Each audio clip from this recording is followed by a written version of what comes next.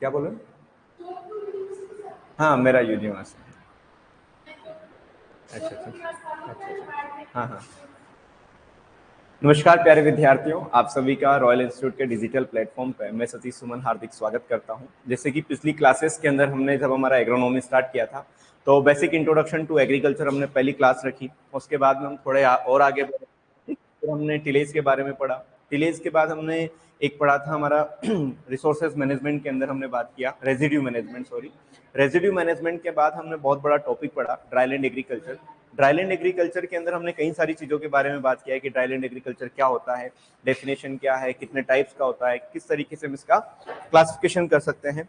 इसके अंदर हमने ड्रोट के बारे में बात किया, मॉइस्चर स्ट्रेस के बारे में बात किया, ठीक है। ड्रोट का क्लासिफिकेशन हमने देखा, क्रॉप अडप्टेशन के बारे में हमने बात की, ठीक है। डिफरेंट टाइप्स के ड्रोट्स के बारे में हमने बात किया। फिर एक बहुत टॉपिक अच्छा आया हमारे यहाँ पे इसमें, soil moisture conservation. Soil moisture conservation के पहले हमने इरोजन के बारे में बात किया था, इरोजन क्या होता है, कितने टाइप्स का होता है, किस तरीके से हम मॉइस्चर का कंजर्वेशन कर सकते हैं। उसके अंदर हमने एग्रोनॉमिक मेथड और इंजीनियरिंग मेथड्स के बारे में बात किया। फिर हम वाटर शेड पर आए कि वाटर शेड क्या होता है, क्या कॉन्सेप्ट है, क्या डेफिनेशन है, कब आया, ठीक है। वाटर शेड के क्या फंक्शंस होते हैं, वाटर शेड का किस तरीके से कर सकते हैं, वाटर शेड के डिफरेंट कंपोनेंट्स के बारे में हमने स्टडी की। तो इस तरीके से पूरा वाटर शेड हमने कंप्लीट कर लिया है। आज की इस क्लास के अंदर हम एक नया टॉपिक स्टार्ट करने जा रहे हैं, जहां से हर एग्जाम के अंदर, चाहे वो AA हो, सुपरवाइजर हो, पीजी हो, ए हो, कोई सा एग्रीकल्चर का एग्जाम हो, एक ना एक क्वेश्चन आपको हर एग्जाम के अंदर मिलेगा, ठीक है। हो सकता है कि क्वेश्चन पूछने के चांसेस 2 से 3 क्वेश्चन भी बन सकते हैं इनडायरेक्टली। और ये जो चैप्टर है आपको इनडायरेक्टली सोइल साइंस से कोरिलेट करेगा, जिसका नाम है आपका क्या होगा, प्लांट न्यूट्रिएंट। देखिए, आज तक आपने न्यूट्रिएंट को जो है इस तरीके से रटा होगा कि न्यूट्रिएंट जो है वो 17 होते हैं, एसेंशियल न्यूट्रिएंट 17 होते हैं, ठीक है। उनके फंक्शंस की बात की होगी, मतलब आप समझ नहीं पाए होंगे। आज मेरी पूरी कोशिश रहेगी इस चैप्टर के अंदर कि विद कॉन्सेप्ट हम समझेंगे कि पर्टिकुलर न्यूट्रिएंट का फंक्शन वही क्यों होता है, ठीक है। पूरा हम डिटेल से बात करेंगे इस चैप्टर के अंदर। हम बात करेंगे कि पहली चीज तो न्यूट्रिएंट क्या होते हैं, एलिमेंट क्या होता है, न्यूट्रिएंट क्या होता है, ठीक है। एसेंशियल न्यूट्रिएंट एलिमेंट क्या होते हैं, मेटाबॉलिक न्यूट्रिएंट एलिमेंट क्या होते हैं, फंक्शनल न्यूट्रिएंट एलिमेंट क्या होते हैं, ठीक है। उसके बाद में हम क्राइटेरिया ऑफ न्यूट्रिएंट एसेंशियलिटी के बारे में बात करेंगे, classification of essential nutrient element के बारे में हम बात करेंगे, फिर पर्टिकुलर न्यूट्रिएंट के अंदर हम जाएंगे, ठीक है। तो पूरा डिटेल डिस्कशन इस चैप्टर के अंदर हम करेंगे। अगर मैं बात करूं न्यूट्रिएंट की, तो न्यूट्रिएंट से पहले जिस तरीके से आपको सोइल साइंस पढ़ा दिया गया है, और सोइल साइंस में सर ने आपको बताया होगा फर्स्ट क्लास के अंदर कि इस पूरी पृथ्वी पर मैटर जो है वो कितनी फॉर्म में अवेलेबल है। अगर मैं इस अर्थ की बात करूं तो इस अर्थ में, यानी पृथ्वी पर जो मैटर है, यानी जो पदार्थ है, वो कितनी अवस्थाओं में पाया जाता है, 3 अवस्थाओं के अंदर पाया जाता है। कौन कौन सा? सबसे पहले अगर हम बात करें तो गैसियस फॉर्म में, लिक्विड फॉर्म में, और एक हो जाएगा आपका सॉलिड फॉर्म में। क्लियर है? जहां पर मैटर जो है आपके किस फॉर्म में पाया जाएगा, गैस फॉर्म में, उस स्फीयर को क्या कहा जाता है, एटमॉस्फेयर कहा जाता है। जहां पर मैटर लिक्विड फॉर्म में पाया जाता है उसे हाइड्रो स्फीयर कहा जाता है, और जहां पर मैटर आपका किस फॉर्म में पाया जाए, सॉलिड फॉर्म में पाया जाए, उसे हम क्या बोलते हैं, lithosphere. On the basis of presence of the matter, Earth is classified in 3 group: atmosphere, hydrosphere and lithosphere।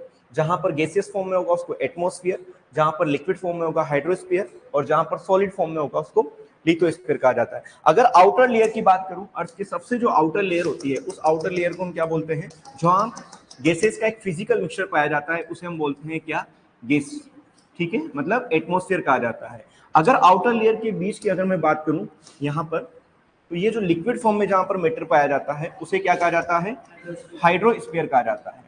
और अगर मैं बात करूं इंटरनल पोर्शन की बात करूं, जहां पर मैटर किस फॉर्म में पाया जाता है, सॉलिड फॉर्म में पाया जाता है, उसे कहा जाता है आपका लिथोस्फीयर। ये चीज क्लियर है? इसके बाद सर ने आपको बताया होगा कि जब हम लिथोस्फीयर की बात करते हैं, किसकी, लिथोस्फीयर की बात करते हैं, और इस लिथोस्फीयर के अंदर भी जब हम अंदर की ओर जाएंगे, अंदर की ओर कैसे, जैसे मान लीजिए लिथोस्फीयर के बाहर की स्ट्रक्चर है, जैसे ये क्या है, आउटर लेयर है, तो इसे क्या कहा जाता है, क्रस्ट कहा जाता है। क्या कहा जाता है, क्रस्ट। क्रस्ट के अंदर की ओर जो पाई जाती है उसे क्या कहा जाता है, मेंटल कहा जाता है। क्या कहा जाता है, इस स्ट्रक्चर को मेंटल कहा जाता है। तो क्रस्ट के बाद में क्या आता है आपके सेकंड पार्ट, मेंटल। और इनर पार्ट जो होता है लिथोस्फीयर का, उसे हम क्या बोलते हैं, इस वाले पार्ट को क्या कहा जाता है, कोरे कहा जाता है। क्लियर हुआ? इस तरीके से मैं कह सकता हूं कि लिथोस्फीयर के कितने पार्ट हैं, 3 पार्ट है। सबसे बाहरी वाला जो है, सबसे आउटर की अगर मैं बात करूं तो कौन सा है आपका, क्रस्ट, फिर कौन सा आता है आपका मेंटल, और फिर लास्ट में कौन सा आता है आपका कोरे। अगर आपसे पूछा जाए कि सीक्वेंस ऑफ क्रस्ट, मेंटल, कोरे, तो क्या होगा, सबसे आउटर लेयर क्रस्ट, फिर क्या होगा मेंटल, फिर क्या होगा कोरे। ये चीज क्लियर है। अब अगर मैं बात करूं इस क्रस्ट की, तो क्रस्ट के अंदर आपको 2-3 चीजें सर ने बताया होगा कि on the basis of thickness और डेंसिटी इनको जो है अलग अलग तरीके से जानते हैं। जैसे क्रस्ट की मैं बात करूं तो इसकी थिकनेस की अगर मैं बात करूं, किसकी थिकनेस, थिकनेस जो है इसकी होती है 5 to 56 किलोमीटर, इसकी होती है 2900 किलोमीटर, और इसकी होती है 3500 किलोमीटर। आपसे क्वेश्चन पूछा जा सकता है क्रस्ट की थिकनेस कितनी होती है, मेंटल की कितनी होती है और कोरे की कितनी होती है। ये चीज क्लियर है। अगर मैं बात करूं डेंसिटी की, किसकी डेंसिटी, डेंसिटी का मतलब क्या होता है, घनत्व का मतलब क्या होता है, मास अपॉन वॉल्यूम होता है। यानी मास को मैं शो कर देता हूं m से और वॉल्यूम को शो कर देता हूं v से। m यानी क्या होता है मास, मास किस में लिया जाता है, हमेशा ग्राम में लिया जाता है। वॉल्यूम जो है क्या होगा, सेंटीमीटर क्यूब होगा। आपको यूनिट ये भी मिल सकती है या फिर ग्राम की जगह इस तरीके से मेगाग्राम मिल सकता है, ठीक है, मेगाग्राम पर क्यूबिक मीटर। एक चीज आपको याद रखना है कि मेगाग्राम क्या होता है, मेगाग्राम क्या होता है, मेगाग्राम में 1 मेगाग्राम के अंदर जो है कितने ग्राम होते हैं, 10 की पावर 6 ग्राम होते हैं। ये चीज क्लियर है। अब हमने कहा कि gram per cubic centimetre is equivalent to किसके हो रहा है, मेगाग्राम पर क्यूबिक मीटर के इक्वल हो रहा है, पर क्यूबिक मीटर के इक्वल हो रहा है। ये कैसे हो रहा है कि अगर मान लीजिए इस ग्राम के अंदर, मान लीजिए मैं इसको लिख दूं 10 की पावर 6, तो ये किस में कन्वर्ट हो जाएगा, मेगाग्राम के अंदर कन्वर्ट हो जाएगा। या फिर इसको हम इस तरीके से समझ सकते हैं कि इस मेगाग्राम का मतलब क्या है, 10 की पावर 6 ग्राम है, यही हुआ। अगर मैं मीटर क्यूब की बात करूं, मीटर क्यूब, तो इस मीटर क्यूब को मैं लिख सकता हूं metre into metre into metre लिख सकता हूं। मीटर के अंदर कितना सेंटीमीटर होता है, 100 सेंटीमीटर, इस मीटर के अंदर भी 100 सेंटीमीटर, इस मीटर के अंदर भी 100 सेंटीमीटर। अगर इनको हम जोड़ेंगे तो क्या हो जाएगा, 10 की पावर 6 सेंटीमीटर क्यूब, नीचे क्या आ जाएगा 10 की पावर 6 सेंटीमीटर क्यूब। क्या इससे ही कट जाएगा क्या, ऊपर क्या बचा ग्राम, नीचे क्या बचा सेंटीमीटर क्यूब, इधर क्या है ग्राम, नीचे क्या है सेंटीमीटर क्यूब। इसका मतलब ये हुआ कि ग्राम पर क्यूबिक सेंटीमीटर किसके इक्विवेलेंट होता है, मेगाग्राम पर क्यूबिक मीटर के इक्विवेलेंट होता है, ठीक है। एक इंपॉर्टेंट चीज है जो आपसे पूछी जा सकती है, 1 मेगाग्राम इज इक्वल टू कितने ग्राम होते हैं, तो 10 की पावर 6 ग्राम होते हैं। तो अगर मैं डेंसिटी की बात करूं तो डेंसिटी की यूनिट किस तरीके से लिख सकते हैं, या तो ग्राम पर क्यूबिक सेंटीमीटर लिख सकते हैं या फिर मेगाग्राम पर क्यूबिक मीटर लिख सकते हैं। ये चीज क्लियर है। अब अगर मैं बात करूं थिकनेस के बारे में, थिकनेस हो गया, डेंसिटी की बात करें तो 2.6 से 3.0, आप दोनों में से कोई सी भी यूनिट यहां पर यूज कर सकते हो। इसकी बात करें तो 3.0 से 4.5, और यहां पर जो है 9 to 10 होती है। यहां से 2 क्वेश्चन आपसे पूछे जा सकते हैं कि पहला क्वेश्चन क्रस्ट, मेंटल, कोरे की सीक्वेंस क्या है, तो सबसे आउटर में क्या होता है क्रस्ट, फिर कौन आता है मेंटल, फिर कौन आता है कोरे। थिकनेस की बात करें तो थिकनेस जो है बाहर से अंदर की ओर जाते हैं तो बढ़ती है या घटती है, बढ़ती है। जब थिकनेस बढ़ रही है तो यहाँ पर कितना है 5 से 56 किलोमीटर, यहाँ 2900 किलोमीटर, यहाँ 3500 किलोमीटर। मतलब मास अगर बढ़ रहा है तो जाहिर सी बात है डेंसिटी भी क्या होगी, बढ़ेगी। वॉल्यूम सेम है लेकिन मास क्या है, इंक्रीज हो रहा है। तो बाहर से जब अंदर की ओर जाएंगे तो डेंसिटी पर भी क्या होगा, इंक्रीमेंट होगा। यानी क्रस्ट की कितनी होती है 2.6 से 3.0, मेंटल की कितनी होती है 3.0 से 4.5, और कोरे की कितनी होती है 9 to 12। ये चीज क्लियर है। एक दो क्वेश्चन और यहां से आपसे पूछे जा सकते हैं कि अगर आपसे कोई क्वेश्चन पूछे कि कॉमन रॉक की जो है, किसकी, कॉमन रॉक की डेंसिटी कितनी होती है, कितनी होती है 2.6 से 2.7 होती है, वो होल अर्थ क्रस्ट की होती है। 5.5 जो है किसकी होती है, होल अर्थ क्रस्ट की जो है वो होती है आपके 5.5, ठीक है। पीछे आप दोनों यूनिट में से कोई सी भी यूनिट यहाँ पर मेंशन कर सकते हो। यहां तक समझ में आया।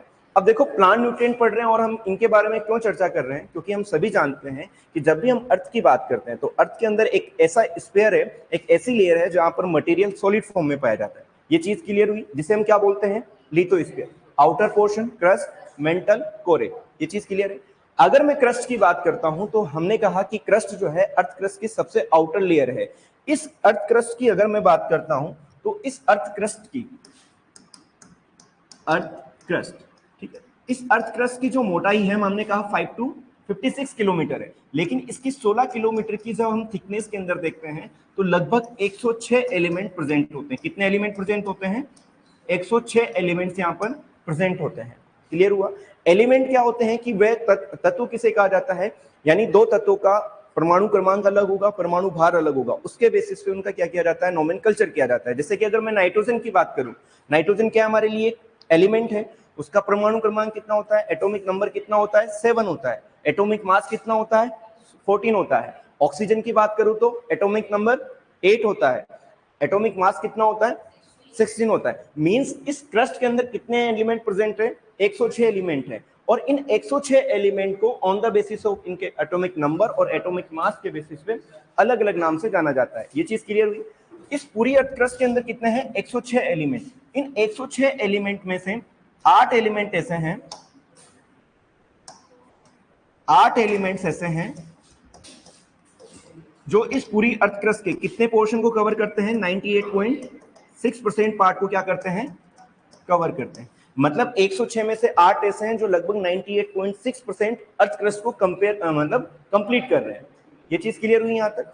अगर थोड़ा सा और इसमें बात करें, 98.6 में इसके अंदर मैंने कहा कितने एलिमेंट थे? 8 एलिमेंट थे। इनको हम दो भागों में डिवाइड कर देते हैं। एक हो जाएगा आपका नॉन मेटेलिक और एक हो जाएगा आपका मेटेलिक। नॉन मेटेलिक की मैं बात करूं, इसके अंदर OSI, आपको याद रखना है OSI। OSI का मतलब क्या है? ऑक्सीजन है और सिलिकॉन है। ऑक्सीजन कितना? 46.60%, सिलिकॉन कितना? 27.72%। ये चीज क्लियर है? इन दोनों को जब आप जोड़ देते तो कितना आ जाता है? 74.32, 74.32%। मतलब हम बोल सकते हैं कि अर्थ क्रस्ट का कितना पार्ट? 3/4 पार्ट कौन कवर करता है? ये दोनों एलिमेंट कवर करते हैं। ये चीज समझ में आई क्या? अगर मैं बात करूं मेटेलिक की, तो इस मेटेलिक में रिमेनिंग कितने हैं? 6 हैं। इसको हम याद रखेंगे AFC नाकाम। ठीक है, AFC नाकाम की मैं बात करूं तो सबसे पहले कौन है आपका? एल्यूमिनियम। फिर कौन है आपका? आयरन। फिर क्या है? कैल्शियम। फिर क्या है? सोडियम। फिर क्या है? पोटेशियम। फिर क्या है? मैग्नीशियम। और फिर आ जाएगा आपका अदर कैटेगरी, यानी जो भी रिमेनिंग बाकी होंगे। अगर मैं बात करूं एल्यूमिनियम की तो कितना परसेंट? 8.13, 5.0, 3.63, 2.83, 2.59, 2.09 और अदर्स में हो जाएगा 1.41। अगर मैं इन सबको जोड़ता हूं तो लगभग मेरे पास आ जाता है 24.32, सॉरी 25.32। एक बार देख लीजिएगा, क्लियर हुआ क्या? अगर आप इन सबको जोड़ते हो तो कितना आ जाता है? 25.32। जब 74.32 में से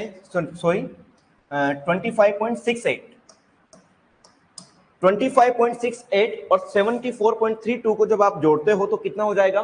100% कवर हो जाएगा। क्लियर है? यहां से क्वेश्चन क्या पूछा जाएगा? क्वेश्चन ये पूछा जाएगा कि जब हम अर्थ क्रस्ट की बात करते हैं तो अर्थ क्रस्ट के अंदर कितने एलिमेंट ऐसे हैं जो उस क्रस्ट के कंपोजिशन के कितने परसेंट पार्ट को कवर कर रहे हैं? 98.6% पार्ट को कवर कर रहे हैं। तो कितने हैं? 8। क्लियर है? इन 8 को हम दो कैटेगरी में डिवाइड कर रहे हैं, नॉन मेटेलिक और मेटेलिक। नॉन मेटेलिक में केवल दो एलिमेंट है, कौन कौन से? ऑक्सीजन और सिलिकॉन। ऑक्सीजन कितना? 46.60, सिलिकॉन कितना? 27.72। दोनों को अगर हम जोड़ते हैं तो कितना हो जाएगा? 74.32। ये चीज क्लियर है? मेटेलिक की अगर मैं बात करता हूं तो मेटेलिक के अंदर टोटल कितने हैं? 6 हैं। एल्यूमिनियम कैसे याद रखना है? AFC नाकाम, यानी aluminium, iron, calcium, sodium, potassium और मैग्नीशियम। एल्यूमिनियम कितना? 8.13, आयरन कितना? 5.0, कैल्शियम 3.63, सोडियम 2.83, पोटेशियम 2.59, मैग्नीशियम 2.09 और अदर्स में हो जाएगा 1.41। ये चीज क्लियर है क्या? इनको जब अपन जोड़ते हैं तो 25 पॉइंट कितना होता है? 68 होता है। ये दोनों मिलकर कितना बनाता है? 100%। यहां से क्वेश्चन इस तरीके से पूछा जाएगा कि अर्थ क्रस्ट में कौन सा एलिमेंट ऐसा है जो कि सबसे ज्यादा मात्रा में प्रेजेंट है? तो कौन सा आएगा? ऑक्सीजन। कौन सा एलिमेंट, कौन सा मेटेलिक एलिमेंट है जो सबसे ज्यादा मात्रा में पाया जाता है? क्या जाएगा उसका राइट आंसर? एल्यूमिनियम। कौन सा सेकंड नॉन मेटेलिक एलिमेंट है जो अर्थ क्रस्ट में सबसे ज्यादा पाया जाता है? कौन सा है? सिलिकॉन। आपसे क्वेश्चन पूछा जा सकता है कि कौन सा ऐसा एलिमेंट है जो मेटेलिक नेचर का है और सबसे ज्यादा मात्रा में पाया जाता है, तो एल्यूमिनियम। आपसे क्वेश्चन पूछा जा सकता है कि कौन सा ऐसा एलिमेंट है इस अर्थ क्रस्ट के अंदर जो कि रिक्लेमेशन न्यूट्रिएंट के नाम से जाना जाता है, तो उसका राइट आंसर क्या जाएगा, कैल्शियम। क्योंकि हम जानते हैं कि चाहे हम जिप्सम की बात करें चाहे हम चूना की बात करें, उन दोनों के अंदर क्या प्रेजेंट होता है, कैल्शियम प्रेजेंट होता है। इस वजह से इसे क्या कहा जाता है, रिक्लेमेशन न्यूट्रिएंट कहा जाता है। ये चीज समझ में आई क्या? ये तो है आपके एलिमेंट की कंडीशन। अब इन एलिमेंट में से मैंने कितने एलिमेंट्स बताया आपको, 106 एलिमेंट बताए। कितने? 106 एलिमेंट। क्या ये 106 एलिमेंट प्लांट के नरिशमेंट में पार्टिसिपेट करते हैं क्या? क्या ये 106 के 6 एलिमेंट प्लांट के नरिशमेंट में पार्टिसिपेट करते हैं क्या? इसका राइट आंसर होगा नहीं करते हैं। तो इन 106 में से कुछ एलिमेंट्स ऐसे होते हैं जो प्लांट के नरिशमेंट में पार्टिसिपेट करते हैं, उन्हें बोलते हैं हम न्यूट्रिएंट। क्या कहा जाता है? क्या कहा जाता है? न्यूट्रिएंट। ऐसे एलिमेंट जो प्लांट के नरिशमेंट में पार्टिसिपेट करेंगे उन्हें क्या कहा जाता है, nutrient. Those element which participate in the nourishment of the plant is known as a nutrient. ये चीज क्लियर है? साइंटिस्टों ने डिस्कवर किया है कि एक प्लांट के अंदर जनरली कितने न्यूट्रिएंट पाए जाते हैं, 60 to 80 न्यूट्रिएंट प्रेजेंट है। कितने प्रेजेंट है? 60 to 80। ये चीज क्लियर हुई? 106 एलिमेंट है। इन 106 एलिमेंट में से कुछ एलिमेंट ऐसे हैं जो प्लांट के नरिशमेंट में यानी उसके मेटाबॉलिज्म में, उसके फोटोसिंथेसिस में, उसके अंदर पार्टिसिपेट करते हैं। वो कितने हैं? 60 to 80। लेकिन इन 60 to 80 में से कुछ न्यूट्रिएंट ऐसे हैं जिनकी डिफिशियंसी यदि इस प्लांट के अंदर हो जाती है तो प्लांट अपनी लाइफ साइकिल को कंप्लीट नहीं कर पाता है। उन न्यूट्रिएंट को हम बोलते हैं एसेंशियल। क्या कहा जाता है? एसेंशियल न्यूट्रिएंट्स कहा जाता है। क्लियर हुआ? ये चीज क्लियर हुई? तीन चीजें हैं, एक एलिमेंट है, एक न्यूट्रिएंट है, एक एसेंशियल न्यूट्रिएंट एलिमेंट है। ठीक है, ये चीज समझ में आई क्या थोड़ी सी? एलिमेंट 106 है, उनमें से कुछ कुछ एलिमेंट जो है प्लांट के नरिशमेंट में पार्टिसिपेट करेंगे जिन्हें हम क्या बोलेंगे, न्यूट्रिएंट। और इन न्यूट्रिएंट्स में से भी कुछ न्यूट्रिएंट ऐसे होंगे जिनकी डिफिशियंसी अगर प्लांट के अंदर अगर हो जाएगी तो प्लांट अपनी लाइफ साइकिल को कंप्लीट नहीं कर पाएगा। इन्हें हम क्या बोलेंगे? जब नहीं कर पा रहा है यानी ये क्या है, एसेंशियल है, तो इन्हें क्या कहा जाता है, एसेंशियल न्यूट्रिएंट एलिमेंट। अब तक जो जितने भी खोजे गए न्यूट्रिएंट हैं उनमें एसेंशियल न्यूट्रिएंट एलिमेंट कितने हैं, 70। यहां तक समझ में आया क्या? ये चीज क्लियर है? चलिए इसके बाद में दो तीन चीजें और आपसे पूछी जाती है, उनकी बात करने से पहले मैं आपको कुछ चीजें बता देता हूं। अभी हमने पढ़ा अब तक की इस क्लास के अंदर कि मैटर की बेसिस पे जो है यानी फॉर्म ऑफ मैटर के बेसिस पे अर्थ को कितने टाइप्स में डिवाइड किया, 3 टाइप्स में। उसके अंदर हमने किसकी बात करी, लिथोस्फीयर की। आउटर लेयर कौन सी थी, क्रस्ट की। क्रस्ट के 16 किलोमीटर थिकनेस में कितने एलिमेंट थे, 106 एलिमेंट थे। ठीक है, नॉन मेटेलिक थे, मेटेलिक थे। ये चीज क्लियर हुई? इन 106 में से प्लांट के अंदर जो नरिशमेंट में पार्टिसिपेट करते हैं उन्हें हमने क्या कहा, न्यूट्रिएंट। और इन न्यूट्रिएंट्स में से भी कुछ न्यूट्रिएंट्स ऐसे होते हैं जिनकी डिफिशियंसी यदि प्लांट में हो जाती है तो प्लांट अपनी लाइफ साइकिल को कंप्लीट नहीं कर पाता है, उन्हें हमने क्या कहा, एसेंशियल न्यूट्रिएंट एलिमेंट। ये चीज क्लियर है? बात थी सन 1939 की। कब की? 1939 की। एक क्लास में दो दोस्त हुआ करते थे, एक का नाम था आर्नोन और एक का नाम था स्टाउट। इन दोनों ने कहा कि किसी भी प्लांट के लिए कोई न्यूट्रिएंट जो है वो एसेंशियल कब होगा, किसी भी प्लांट के लिए कोई न्यूट्रिएंट जो है वो एसेंशियल कब होगा। इसके लिए इन्होंने एक क्राइटेरिया दिया, एक सिद्धांत दिया जिसे कहा जाता है क्राइटेरिया ऑफ न्यूट्रिएंट एसेंशियलिटी। क्या कहा जाता है, क्राइटेरिया ऑफ न्यूट्रिएंट एसेंशियलिटी। कब दिया था, 1939 में। लेकिन इसको मॉडिफाई किया वापस किसने, मॉडिफाइड बाय आर्नोल्ड। कब किया था, 1954 में। एसआर रेड्डी वाली जो बुक है उसमें 1952 लिखा हुआ है, वो गलत है, आपको याद रखना है 1954। रेड्डी एंड रेड्डी में 1954 लिखा हुआ है। तो क्राइटेरिया ऑफ न्यूट्रिएंट एसेंशियलिटी किसने दिया, आर्नोन और स्टाउट ने दिया। किसने मॉडिफाई किया, आर्नोन ने। कब किया, 1954 में। इस क्राइटेरिया ऑफ न्यूट्रिएंट एसेंशियलिटी के द्वारा क्या कहा गया कि कोई भी न्यूट्रिएंट प्लांट के लिए एसेंशियल तब होगा जब वो किसमें पार्टिसिपेट करेगा, या required for completion of vegetative and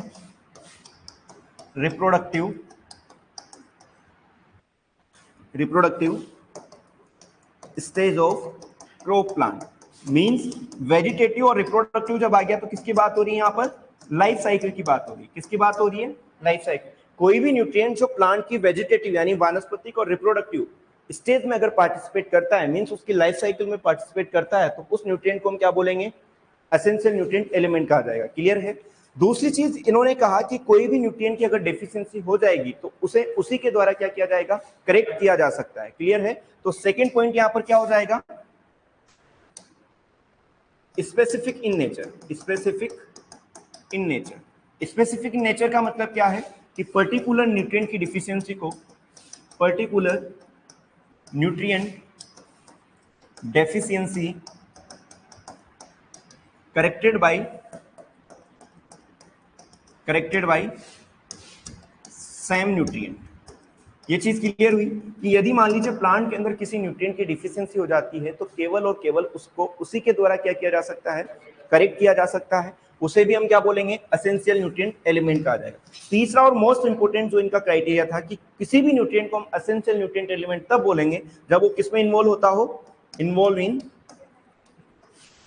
in plant metabolism. Plant metabolism का मतलब ये हो गया कि उसकी फोटोसिंथेसिस में, उसके रेस्पिरेशन में, उसके एंजाइमेटिक एक्टिवेशन में, उसके इलेक्ट्रॉन ट्रांसफर में अगर कोई न्यूट्रिएंट पार्टिसिपेट करता है तो उसे भी हम क्या बोलेंगे? एसेंशियल न्यूट्रिएंट एलिमेंट कहा जाता है। क्वेश्चन क्या पूछा जाएगा कि एसेंशियल न्यूट्रिएंट एलिमेंट की क्राइटेरिया ऑफ एसेंशियलिटी किसने दिया था? तो याद रखना है किसने दिया था? आर्नोन और स्टाउट ने दिया था। कब दिया था? 1939 में। किसने मॉडिफाई किया था? आर्नोन ने। कब किया था? 1954 में। तीन प्रिंसिपल है, तीन क्राइटेरिया है, तीन सिद्धांत है, तीन कसौटी है। पहले क्या है कि किसी भी न्यूट्रिएंट को हम एसेंशियल तब बोलेंगे जब वो प्लांट की लाइफ साइकिल में क्या करेगा? पार्टिसिपेट करेगा। सेकंड, यानी वो स्पेसिफिक इन नेचर होगा, उसकी डिफिशियंसी को उसी के द्वारा क्या किया जा सकता है? करेक्ट किया जा सकता है। और थर्ड और मोस्ट इंपोर्टेंट क्या है? Involve in the plant metabolism. ये चीज क्लियर है क्या? एक बार आप हेडिंग डालिए प्लांट न्यूट्रिएंट, जैसे मैं लिखाता जाऊं वैसे लिखते जाना। प्लांट न्यूट्रिएंट,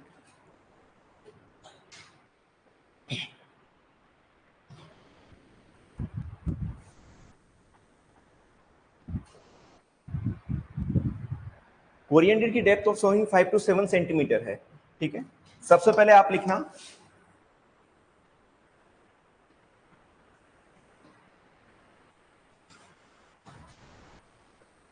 इस तरीके से एक डायग्राम बना लेना। अर्थ, ठीक है,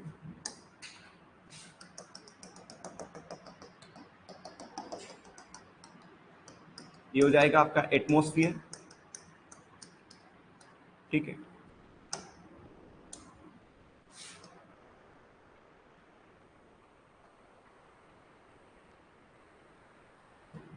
ये हो जाएगा आपका हाइड्रोस्फीयर।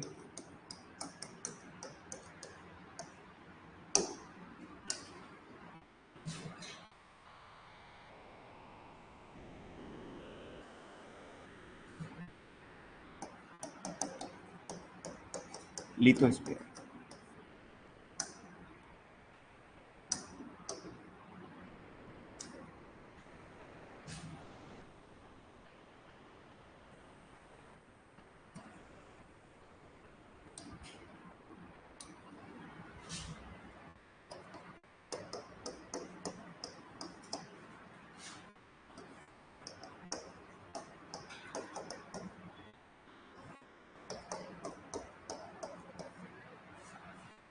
ठीक है, ये अगर हम मास की बात करें, मास कितना कवर करती है, तो इसमें भी आ लिख लेना मास परसेंटेज 0.06%, 6.91% और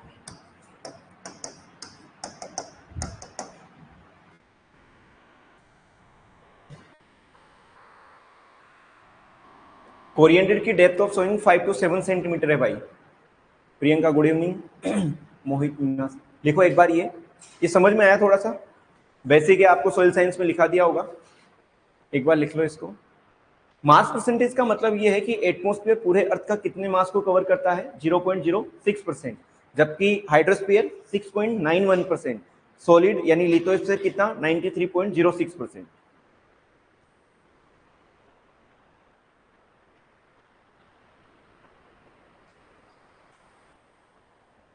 इस क्रस्ट के कंपोजिशन को बताने के पीछे रीजन ये है कि एक एलिमेंट होते हैं जिन्हें हम बोलते हैं ब्लास्ट न्यूट्रिएंट एलिमेंट, अभी हमारे आगे आएंगे। उसके लिए हमने ये पूरा कंपोजिशन पढ़ने की कोशिश की है।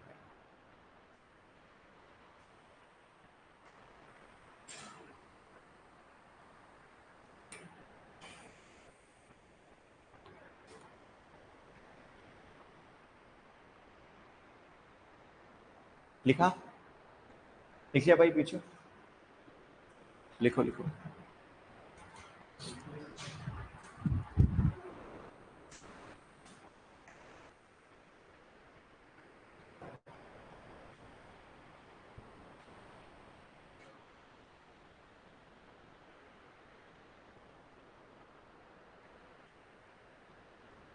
एटमोस्फेयर की बात करें, it is the physical mixture of gases that cover the earth all around. यानी ये जो है गैसों का भौतिक मिश्रण होता है जो पृथ्वी को चारों ओर से घेरे हुए रखता है। ठीक है। गैसेस का कैरेक्टरिस्टिक्स क्या होता है? ऑर्डरलेस होती है, टेस्टलेस होती है और कलरलेस होती है। जब हम मेट्रोलॉजी पढ़ेंगे तो उसके अंदर डिस्कस करेंगे पूरा इसको। यहां तक लिख लिया? चलिए एक ये और लिख लीजिए।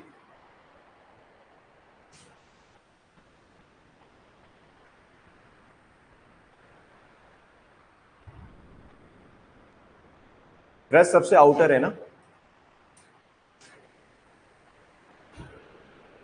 93.06% है भाई लिथोस्फीयर में। चेतन मीना, आप ऐसा करना, एक हमारे इंडियन सोसाइटी ऑफ एग्रोनॉमी की बुक आती है, एग्रोनॉमी टर्मिनोलॉजी करके, उसके अंदर डेप्थ ऑफ सोविंग दिया हुआ है। वहां पर कोरिएंडर की depth of sowing 5 to 7 centimetre है। ठीक है।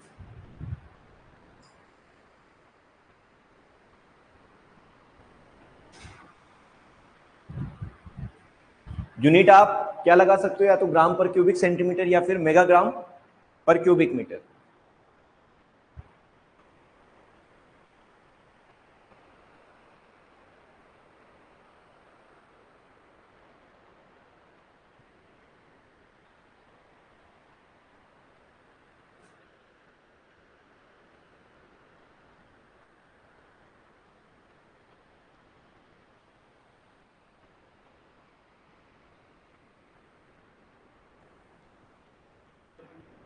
हाँ,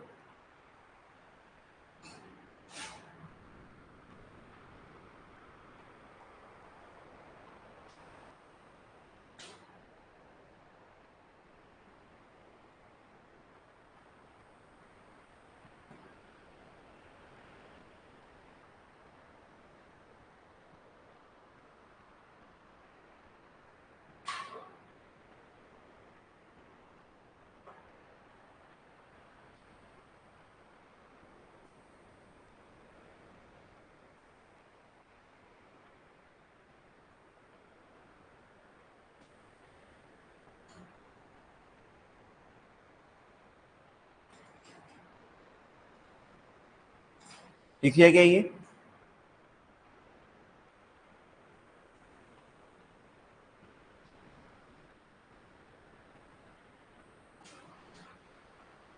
लिख लिया? चलो इसके बाद में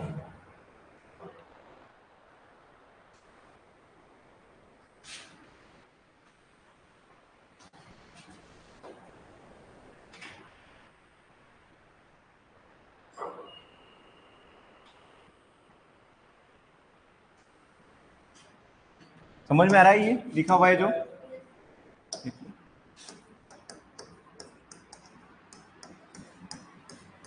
अर्थ क्रस्ट, इस अर्थ क्रस्ट की 16 किलोमीटर थिकनेस की हम बात कर रहे हैं। इस 16 किलोमीटर थिकनेस में 106 एलिमेंट्स प्रेजेंट हैं। उन 106 एलिमेंट्स में से 8 एलिमेंट्स ऐसे हैं जो कितने परसेंट पार्ट को कवर कर रहे हैं? 98.6% को। ठीक है।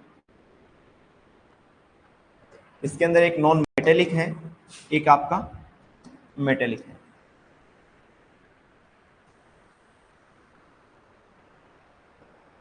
क्या जूम करें?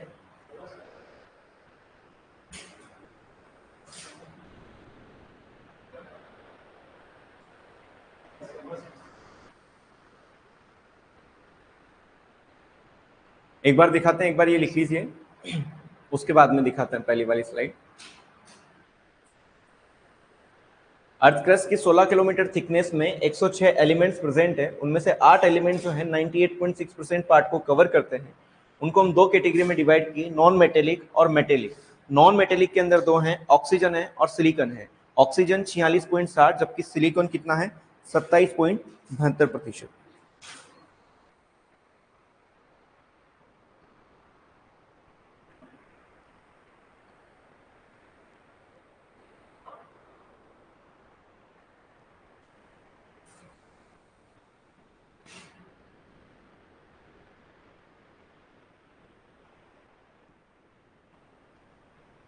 ये 25.68 है,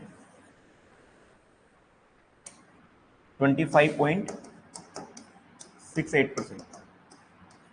ठीक है, ये ऑक्सीजन है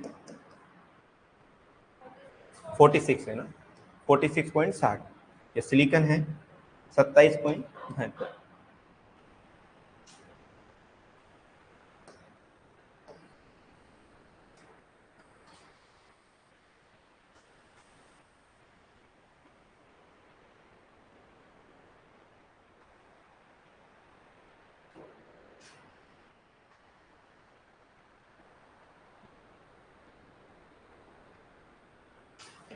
यहाँ पर अगर दो चीज़ों और मेंशन करना चाहो तो आप कर लेना। अदर्स में जब हम बात करते हैं तो एक तो यहाँ पर सल्फर जो है, सल्फर लगभग 0.06% प्रेजेंट है और फॉस्फोरस जो है 0.12%। ठीक है,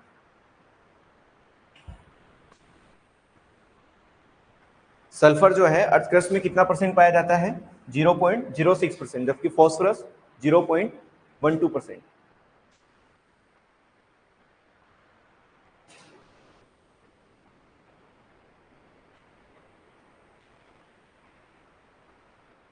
इसको कैसे याद रखना है? AFC नाकाम, जो भी आपको याद लगे, AFC नाकाम।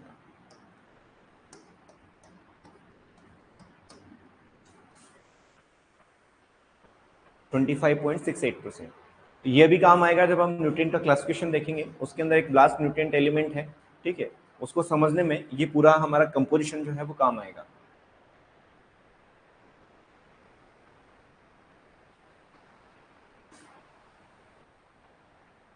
दो मिनट एक बार लिख लो। ये लिख लिया क्या? ये लिखो लिखो आराम से।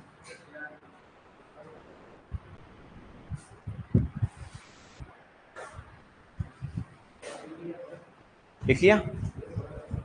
चलो इससे पहले वाली स्लाइड बता देते हैं इनको। देखो भाई,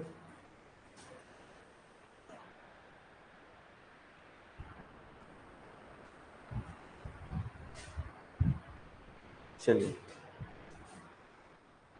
हाँ, इसके बाद में तीन चीजें लिखो आप। पहला लिखना न्यूट्रिएंट,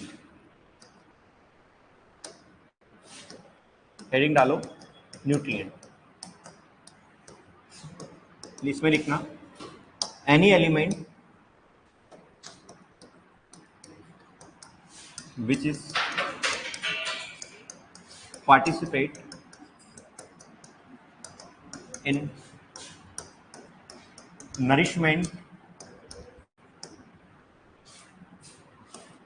of the plant। इसे हम क्या बोलते हैं? न्यूट्रिएंट कहा जाता है। कोई भी वह एलिमेंट, कोई भी वह तत्व जो प्लांट के नरिशमेंट में पार्टिसिपेट करता है, उसे हमने क्या कहा? न्यूट्रिएंट। ये चीज क्लियर है? सेकेंड वर्ड है आपका प्लांट न्यूट्रिएंट या फिर essential, sorry, essential plant nutrient element. Essential plant nutrient element क्या होगा? कि any element which is required for the completion of growth and development of the crop plant and their deficiency symptom produce specific symptom. इसका मतलब क्या हुआ? Nutrient तो क्या हो गया कि जो हमने 106 एलिमेंट पढ़े हैं, उन 106 में से ऐसे एलिमेंट जो नरिशमेंट में पार्टिसिपेट कर रहे हैं, उन्हें हमने क्या कहा? न्यूट्रिएंट कहा।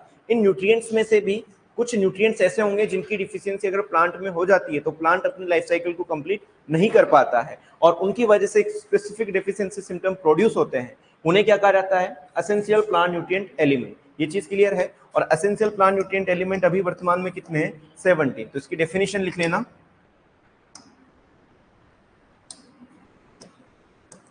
Nutrient which is required for completion of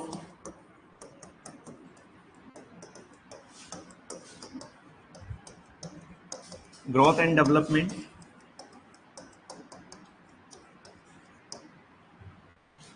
and their deficiency produce specific deficiency symptom।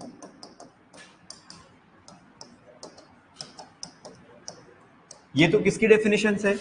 Essential plant nutrient element की डेफिनेशन है। ठीक है, अभी वर्तमान में कितने एसेंशियल प्लांट न्यूट्रिएंट एलिमेंट है? 70। न्यूट्रिएंट विच इज रिक्वायर्ड, वह पोषक तत्व विच is required for completion of growth and development, जो प्लांट के ग्रोथ एंड डेवलपमेंट को पूरा करने के लिए आवश्यक है, एंड देयर डिफिशियंसी, उसकी कमी, प्रोड्यूस स्पेसिफिक डेफिशिएंसी सिम्टम, उसकी कमी जो है प्लांट के अंदर स्पेसिफिक डेफिशिएंसी सिम्टम को प्रोड्यूस करती है। ये किसकी डेफिनेशन हो गई? एसेंशियल प्लांट न्यूट्रिएंट एलिमेंट की। ये चीज क्लियर है? एक बार ये लिख लीजिए आप, nutrient which is required for completion of growth and development and their deficiency produce specific deficiency symptoms, participate in nourishment, पोषण में। कोई भी तत्व जो पौधे के पोषण में भाग लेता है उसे हम बोलते हैं पोषक तत्व।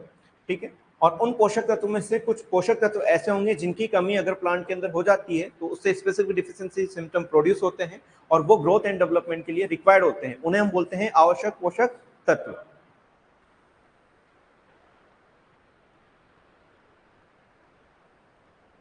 लिखा क्या ये? लिखो।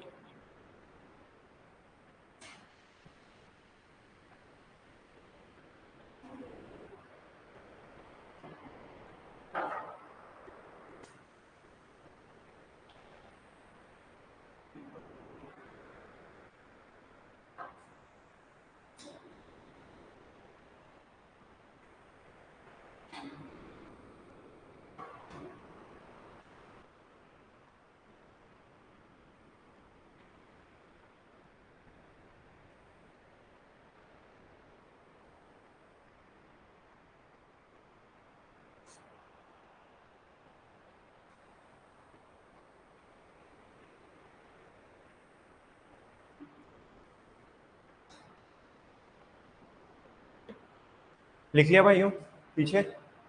चलो, हाँ हाँ लिखो।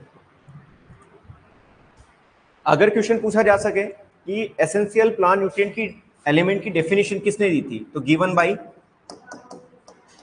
बाय डेफिनेशन की बात की जाए, अगर क्या हो word definition of essential plant nutrient element given by, याद रखना है निकोलस। किसने?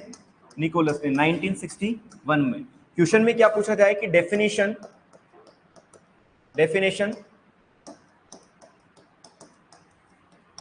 Of essential plant nutrient element given by किसने दी थी? निकोलस ने दी थी 1961 में। जबकि क्राइटेरिया ऑफ न्यूट्रिएंट एसेंशियलिटी किसने दिया था? आर्नोन और स्टाउट ने। क्वेश्चन पर ध्यान देना है, अगर डेफिनेशन की बात हो कि definition of essential plant nutrient element किसने दिया था निकोलस ने 1961 के अंदर। एक और बार बोल रहा हूं, अगर क्वेश्चन में डेफिनेशन दिया हो कि definition of essential plant nutrient element किसने दी थी, तो याद रखना है निकोलस ने। कब दी थी? 1961 में। अगर क्राइटेरिया ऑफ न्यूट्रिएंट एसेंशियलिटी की बात हो तो वो किसने दिया था? आर्नोन और स्टाउट ने। अगले पेज लिख लेना, criteria of nutrient, criteria of essential nutrient element, essential nutrient element. Criteria की जगह हो सकता है यहाँ प्रिंसिपल हो। ठीक है, ये दोनों एक ही चीज है। ये किसने दिया था? Arnon and stout. कब दिया था? 1939 में। लेकिन इसको मॉडिफाई किसने किया था? Modified by Arnon. कब किया था? 1954 में। ये भी याद रखना है, यहाँ पर 52 नहीं है, कितना है? 54 है। एसआर रेडी में 52 लिखा हुआ है। इसके अकॉर्डिंग कितने क्राइटेरिया हैं? 3।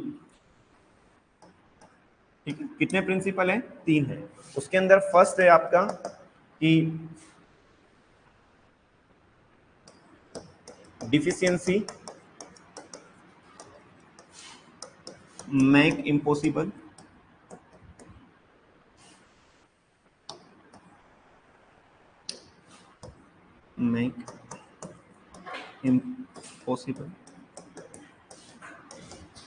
To complete life cycle. ठीक है। सेकंड है specific in nature,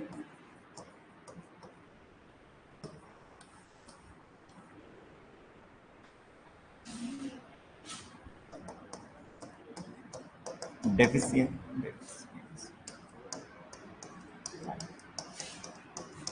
certain nutrient corrected by same nutrient। ठीक है, थर्ड इसके अंदर पार्टिसिपेट इन प्लांट मेटाबॉलिज्म। ठीक है, ये तीनों क्राइटेरिया जो है वो किसने दिए थे? आर्नोन और स्टाउट ने दिए थे। कब दिए थे? 1939 में। मॉडिफाई किसने किया था? आर्नोन ने। पहला है deficiency make impossible to complete life cycle. किसी भी न्यूट्रिएंट की डिफिशियंसी अगर हो जाती है तो प्लांट अपनी लाइफ साइकिल को कंप्लीट नहीं कर पाता है। Specific in nature, specific in nature का मतलब क्या है कि पर्टिकुलर न्यूट्रिएंट की डिफिशियंसी को उसी के द्वारा क्या किया जा सकता है? करेक्ट किया जा सकता है। थर्ड है पार्टिसिपेट इन प्लांट मेटाबॉलिज्म, वो पौधे के मेटाबॉलिज्म में पार्टिसिपेट करता है, यानी उसकी जो भी ऑक्सीडेशन या रिडक्शन या जो भी एनाबॉलिक या जो कैटाबॉलिक एक्टिविटीज है उसमें पार्टिसिपेट करता है।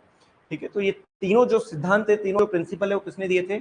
आर्नोन और स्टाउट ने 1939 में। लेकिन मॉडिफिकेशन किसने किया था? आर्नोन ने 1954 में। ट्यूशन अगर पूछा जाए definition of essential nutrient element तो निकोलस जाएगा 1961 में। क्राइटेरिया ऑफ न्यूट्रिएंट एसेंशियलिटी अगर पूछा जाए तो किसने दिया था? आर्नोन और स्टाउट ने। ठीक है,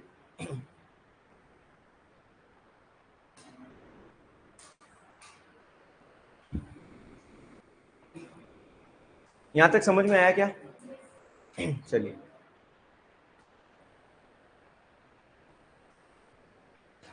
थोड़ा जल्दी लिखो।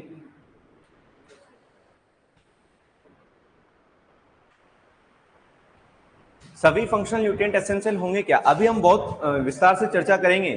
फंक्शनल न्यूट्रिएंट एलिमेंट क्या होता है, मेटाबॉलिक न्यूट्रिएंट एलिमेंट कितने होते हैं, एसेंशियल न्यूट्रिएंट एलिमेंट कितने हैं, मिनरल न्यूट्रिएंट एलिमेंट कितने हैं। ये चारों पांचों जो टर्म है आपको बड़ी कंफ्यूज करती है। विद कॉन्सेप्ट आपकी सारी चीजें क्लियर हो जाएगी अभी। ठीक है, एक बार ये लिखा शायरी, तुम शायरी के लिए आते हो कह रहे हैं? कौन सी शायरी सुनोगे? क्वेश्चन ऑफ द डे, ठीक है, वो सोच लिया, आपसे पूछेंगे। शायरी कौन सी सुनोगे बताओ? चलो ठीक है, एक बार ये लिख लिया क्या पहले ये बताओ? चलिए, यार तुम्हें कौन सी शायरी सुनाई जाए? मोटिवेशनल सुनोगे या कौन सी सुनोगे? मोटिवेशनल है? कौन सी? मोटिवेशनल। चलो अच्छी सी, चलो मैं अच्छी सुनाता हूँ। ठीक है, अब सुनो सुनो फटाफट, और फटाफट खत्म करते हैं कि कौन सी सुनाई जा रही हो बताओ तुम। मोटिवेशन, चलो अभी एक बार अपन बाद में सुनते हैं, पहले लिखो तुम, अभी दिक्कत हो जाएगी। Classification, classification of essential nutrient element. थोड़ा जल्दी लिखना है इसको, साथ के साथ लिखते जाना। Classification of essential nutrient element, इसके अंदर हम पहली पढ़ेंगे on the basis of amount. भाई बात नहीं रहे, on the basis of amount. फिर सेकंड टाइप हम बात करेंगे on the basis of mobility in soil and plant. और number 3 on the basis of functions. और number 4 on the basis of deficiency symptoms.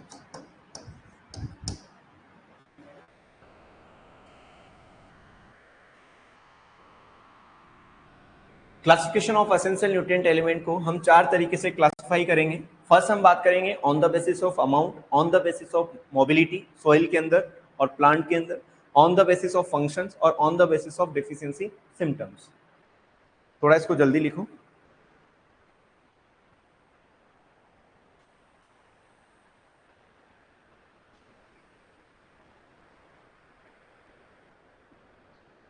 हैं? अरे यार, चलो सुनो कि सुना दूं? चलो सुनो कि उसके हाथों में लगी हुई मेहंदी में वो बात नहीं जो उसके आंखों में लगे हुए काजल में है। कि उसके हाथों में लगी हुई मेहंदी में वो बात नहीं जो उसके आंखों में लगे हुए काजल में है। उसकी सैंडल की टिकटॉक की आवाज में वो मजा नहीं जो उसकी खनकती हुई पायल में है। कि उसके सैंडल की टिकटॉक की आवाज में वो मजा नहीं जो उसकी खनकती हुई पायल में है। अरिजीत के गानों में वो दम कहाँ जो सतीश की खूबसूरत गजल में है। अब आ जाओ, हो गया तुम्हारा काम? चलो जल्दी लिखो, तुम मजबूर कर देते हो यार। अरे ओ, लिख लो फटाफट। हाथ जल्दी चलेगा यूं, यही काम है, अपने शायरी सुनाते रहे हैं। लिखो लिखो यार जल्दी। चलिए, अब पहला क्लासिफिकेशन है, देखो एक बार ध्यान से समझना इसको, उसके बाद में लिखेंगे on the basis of amount. किसके बेसिस पे? अमाउंट के बेसिस पे। किसको हम क्लासिफाई कर रहे हैं? एसेंशियल न्यूट्रिएंट एलिमेंट को कर रहे हैं। कितने टाइप्स के होते हैं ये? मेनली दो टाइप्स के। एक हो जाएगा आपका मेजर, एक हो जाएगा माइनर। मेजर और माइनर को समझने से पहले एक चीज आप समझना कि जैसे मान लीजिए कोई प्लांट है, ठीक है। अब इस प्लांट की अगर मैं बात करूं ड्राई वेट के बारे में, किसके बारे में? Dry wait. ड्राई वेट का मतलब हिंदी में क्या होता है? शुष्क भार होता है। जिस तरीके से सर ने आपको सोइल पढ़ाया होगा, और सोइल साइंस के अंदर जब हम सैंपलिंग की बात करते हैं तो सैंपलिंग की जब हम बात करते हैं और इसका जब हम मॉइस्चर को रिमूव करते हैं तो कितने डिग्री सेल्सियस पर इसको गर्म करते हैं? 105 डिग्री सेल्सियस पर। उसके बाद हमारी सोइल क्या हो जाती है? ओवन ड्राई हो जाती है। इसी तरीके से प्लांट का जब हम ड्राई वेट लेते हैं तो इसको लगभग 65 से 70 डिग्री सेल्सियस पर क्या किया जाता है? ओवन में ड्राई किया जाता है। क्वेश्चन पूछा जा सकता है कितने टेम्परेचर पर? 65 से 70 डिग्री सेल्सियस पर। ये चीज क्लियर है? मान लीजिए हमने प्लांट को ड्राई किया, ड्राई करने के बाद इसका ड्राई वेट किस में आया? केजी में आया। और मान लीजिए इस केजी के अंदर न्यूट्रिएंट की अगर मैं बात करूं तो पर्टिकुलर न्यूट्रिएंट की मात्रा जो है वो 1000 पीपीएम से क्या आई? ज्यादा आई। कितने से ज्यादा आई? 1000 पीपीएम से ज्यादा आई। कोई न्यूट्रिएंट की कंसंट्रेशन कितनी आई? 1 केजी में कितनी? 1000 पीपीएम। अभी आप केवल ये याद रखिए, समझे? अगर 1000 पीपीएम से ज्यादा आ रही है तो उस न्यूट्रिएंट को कहा गया कौन सा? मेजर। अगर मान लीजिए इसकी मात्रा 1000 पीपीएम से कम आई पर केजी ड्राई वेट में तो उसे क्या कहा गया? माइनर। ये चीज समझ में आई क्या? इस चीज को मैं ऐसे भी लिख सकता हूं कि यदि ड्राई वेट यहाँ किलोग्राम में नहीं होता और किस में होता? ग्राम में होता, तो इसका मतलब क्या होता? 1 पीपीएम से ज्यादा, और इधर क्या हो जाता? 1 पीपीएम से कम। किसमें? ग्राम ड्राई वेट में। 1 ग्राम की बात हो रही। तो आप समझ सकते हो कि पहले मैंने लिखा 1000 पीपीएम इन केजी, फिर मैं लिख रहा हूं 1 पीपीएम इन ग्राम। इसका मतलब क्या हुआ कि केजी को जब मैं किस में कन्वर्ट करूंगा? ग्राम में कन्वर्ट करूंगा तो कितना हो जाता है? 1000 ग्राम। 1000 से क्या हो जाएगा? 1000 क्रॉस किस में कन्वर्ट हो जाएगा? 1 पीपीएम 1 ग्राम। यही मैंने क्या लिखा है? 1 पीपीएम पर ग्राम। ये चीज समझ में? तो आपसे क्वेश्चन पूछा जा सकता है on the basis of amount major nutrient element कौन सा होता है कि यदि ड्राई वेट किस में दे रखा है? किलोग्राम में दे रखा है तो कितना आएगा? 1000 पीपीएम से ज्यादा। यदि ड्राई वेट किस में दे रखा है? ग्राम में। 1 पीपीएम से ज्यादा मात्रा है तो उसे हम क्या बोलेंगे? मेजर। अगर 1 पीपीएम से कम है किसमें? 1 ग्राम ड्राई वेट में तो उसे क्या कहा जाएगा? माइनर। यहां तक समझ में? अब ये पीपीएम क्या बना है इसकी मैं बात करता हूं। पीपीएम का मतलब क्या होता है? पार्ट्स पर मिलियन। मिलियन किसे कहा जाता है? 10 की पावर 6 को। इस 10 की पावर 6 का एक पार्ट क्या कहलाता है? 1 पीपीएम कहलाता है। क्लियर हुआ? ऐसा कहा जाता है कि 1 पीपीएम जो है वो 1 मिलीग्राम के बराबर होता है। किसके बराबर होता है? 1 मिलीग्राम। ऐसा क्यों होता है 1 मिलीग्राम के बराबर होता है? अगर मान लीजिए मेरे को केजी में दे दिया जाए और मेरे से कहा जाए केजी को ग्राम में कन्वर्ट कीजिए तो कितना आएगा? 1000 ग्राम। अगर मेरे को ग्राम दे दिया जाए और कहा जाए मिलीग्राम में कन्वर्ट करना है तो कितना आएगा? 1000 मिलीग्राम। इसका मतलब मैं बोल सकता हूं कि 1 केजी बराबर कितना मिलीग्राम हुआ? 10 की पावर 6 मिलीग्राम हुआ। क्लियर हुआ क्या? 10 की पावर 6 इधर है, 10 की पावर 6 इधर है। अगर इसको कट कर दोगे तो 1 पीपीएम किसके इक्वल हो जाएगा? 1 मिलीग्राम के। तो यहां पर जो है आपसे पूछा जा सकता है इस पीपीएम की जगह क्या मेंशन हो सकता है? मिलीग्राम भी यहां पर हो सकता है, क्या हो सकता है, मिलीग्राम। ये चीज क्लियर है क्या? 1 ppm is equal to 1 milligram, ये चीज समझ में। मैंने क्लासिफिकेशन आपको लिखा है on the basis of amount. Nutrient जो है मेनली कितने पार्ट में डिवाइड किए, 2 पार्ट्स में। पहला कौन सा है, मेजर, सेकंड कौन सा है, माइनर। यदि मान लीजिए किसी न्यूट्रिएंट की कंसंट्रेशन अगर 1000 ppm पर केजी, ठीक है, इस ppm की जगह क्या हो सकता है, मिलीग्राम भी हो सकता है, या फिर इसको मेंशन कर सकते हैं 1 ppm पर ग्राम। क्लियर है? इस ppm की जगह क्या हो सकता है, मिलीग्राम हो सकता है। यदि अगर ज्यादा मात्रा में है तो वो किस में आएगा, मेजर में।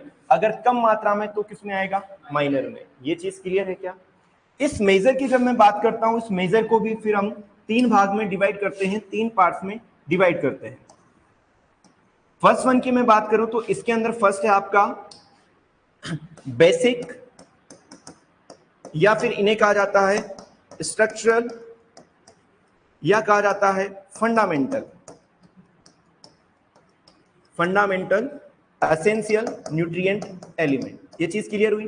पहला कौन सा हो गया, बेसिक, स्ट्रक्चरल या फंडामेंटल। ये प्लांट के लगभग कितने परसेंट को, 96% ड्राई वेट को कवर करते हैं। कितने को, 96% को कवर करते हैं। क्लियर है? अगर इसकी मैं बात करूं तो इसके अंदर 3 न्यूट्रिएंट एलिमेंट आते हैं, आपको पता होगा। फर्स्ट वन होता है आपका कार्बन, सेकंड होता है आपका हाइड्रोजन, और थर्ड होता है आपका ऑक्सीजन। ये चीज क्लियर है?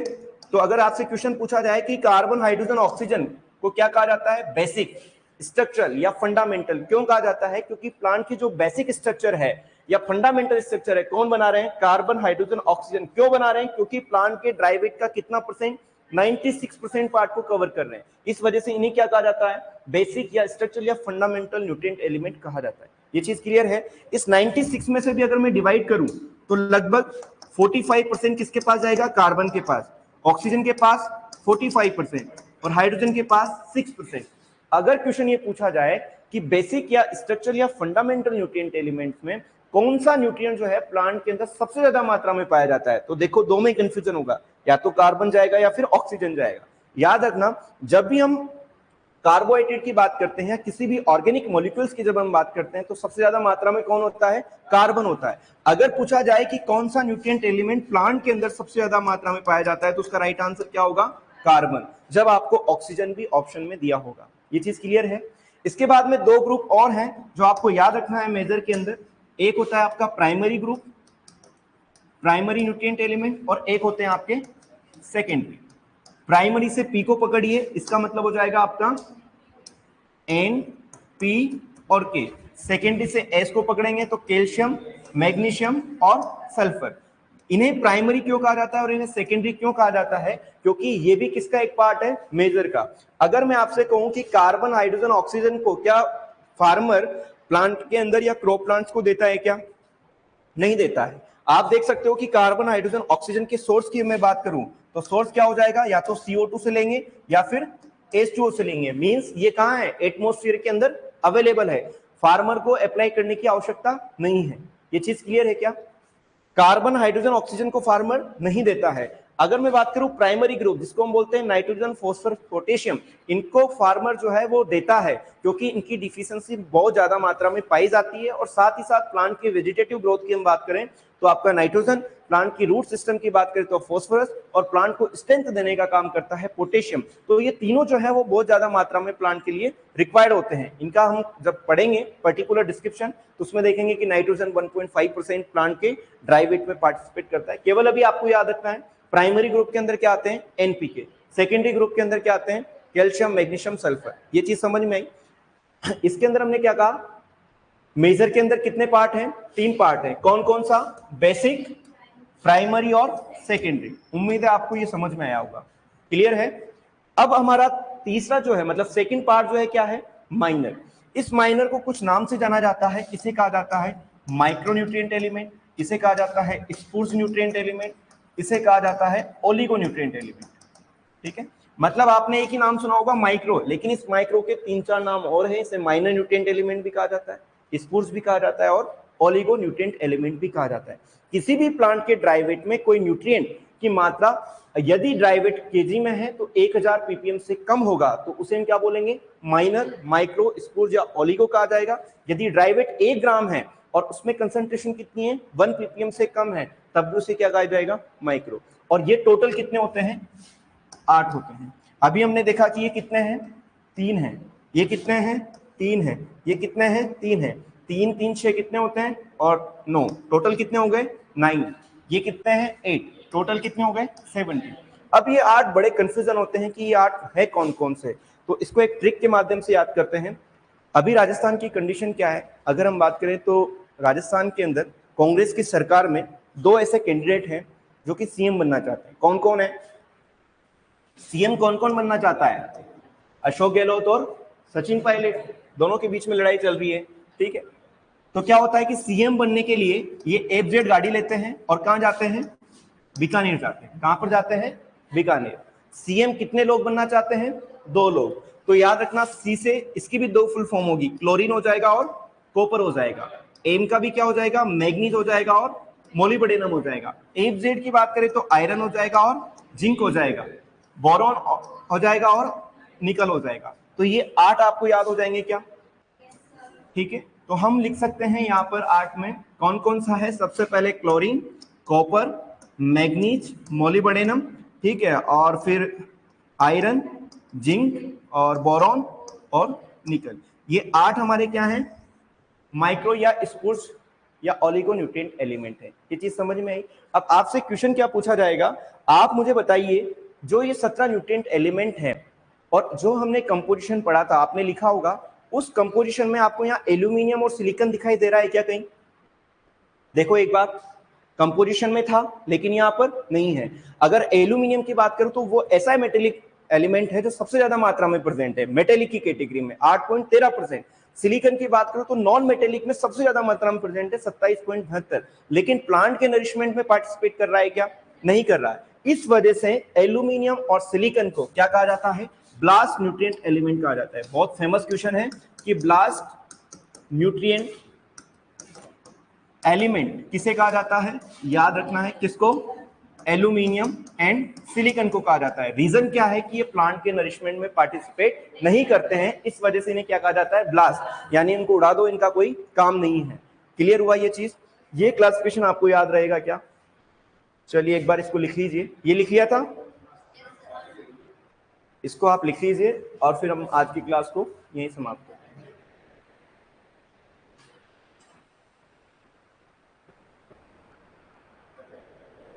On the basis of amount 17 है, मतलब 17 न्यूट्रिएंट एलिमेंट है, मेजर और माइनर। इन मेजर को हम मैक्रो भी बोल देते हैं ना, मेजर को मैक्रो भी कहा जाता है।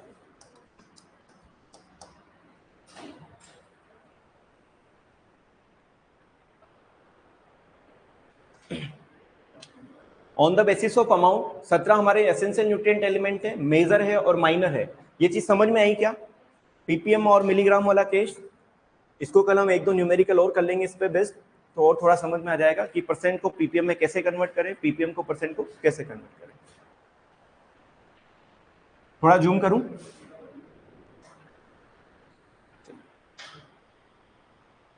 इसको आप लिख लेना, लिखना चाहो तो सीएम एफजेड पर कहां जाता है, बीकानेर जाता है।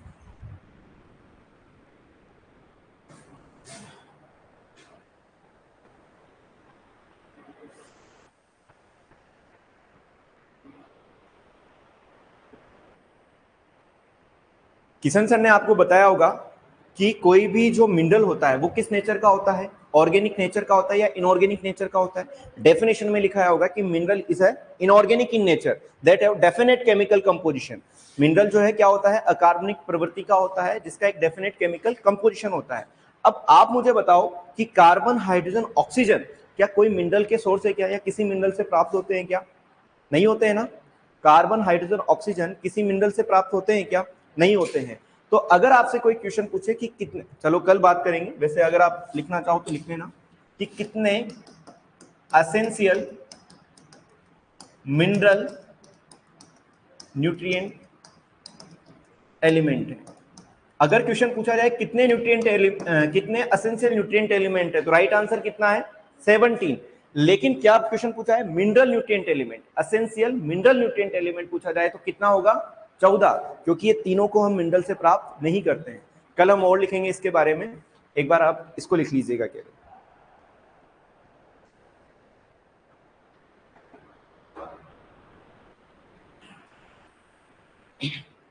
कल पीपीएम और मिलीग्राम वाला जो कॉन्सेप्ट है उसको वापस समझ लेंगे। हाँ, इस वजह से इनको मिनरल की कैटेगरी में नहीं रखा जाता है।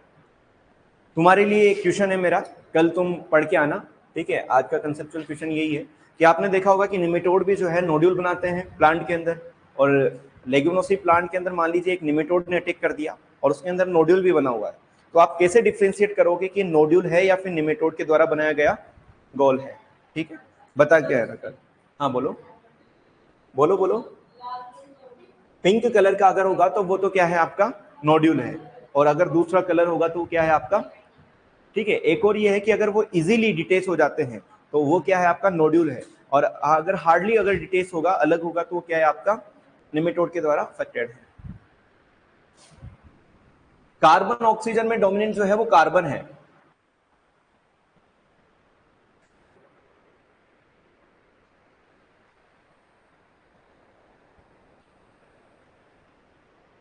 लिख लिया,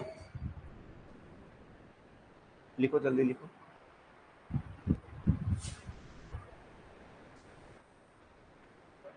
थोड़ा आप भी पढ़ के आना कल न्यूट्रिएंट, अगर आपके पास सोर्स हो तो। क्वेश्चन सोल्व किए क्या ड्राईलैंड एग्रीकल्चर से रिलेटेड? आए क्वेश्चन हुए सोल्व? किसी क्वेश्चन में कंफ्यूजन?